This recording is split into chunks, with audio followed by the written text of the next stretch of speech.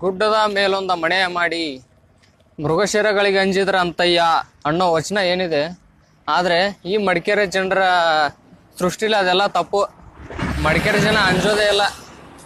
ನೋಡಿದ್ರೆ ಗುಡ್ಡದ ಮೇಲೇನೆ ಇರೋದು ಊರು.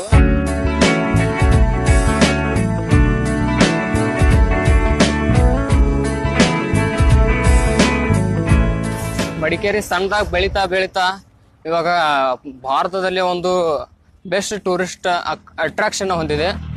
ಈ ಕೊಡಗಿನ ನಿವಾಸಿಗಳಾದ ಕೊಡವ ಭಾಷೆ ಮಾತಾಡೋಂಥ ಜನ, ಇವರ ಮುಖ್ಯ ಕುಸುಬು ಅಂದರೆ ಅದು ಕೃಷಿ. ಕೊಡಗಿನಲ್ಲಿ ನಾವು ಇನ್ನೊಂದು ಏನು ಗಮನಿಸ್ಬೇಕಂದ್ರೆ, ಕೊಡಗಿನಲ್ಲಿ ರೈಲ್ವೆ ಸ್ಟೇಷನ್ ಇಲ್ಲ. ಪಾಳು ಬಿದ್ದಿದ್ದ ಇದೇನು ನೋಡ್ತಿದ್ರಲ್ಲ, ಮತ್ತು ನಾವು ಇಲ್ಲಿ ಅಡ್ಡಾಡ್ತಾರಂಥ ಇದು ಮತ್ತು ಇದಾಗಲಿ, ಮತ್ತು ಇಲ್ಲೆಲ್ಲ ಸುತ್ತುವರೆದಿದೆ. ಇದೇ ಕೋಟೆ. ಇದನ್ನು ಮುದ್ದು ರಾಜ ಅವರು ಮಣ್ಣಿನಿಂದ ಕಟ್ಟಿಸ್ತಾರೆ. ಮುದ್ದು ರಾಜ ಆದಮೇಲೆ ಟಿಪ್ಪು ಸುಲ್ತಾನ್ ಅವರು ಇದನ್ನು ವಶಪಡಿಸ್ಕೊಂಡು ಇದನ್ನು ಸಿಮೆಂಟಿಂದ ಕಟ್ಟಿಸ್ತಾರೆ. ಮತ್ತು ಟಿಪ್ಪು ಸುಲ್ತಾನ್ ಅವರ ಕೈಯಿಂದ ದೊಡ್ಡ ವೀರ ರಾಜೇಂದ್ರ ಅನ್ನೋರು ಈ ಮಡಿಕೇರಿ ಕೋಟೆಯನ್ನು ವಶಪಡಿಸ್ಕೋತಾರೆ.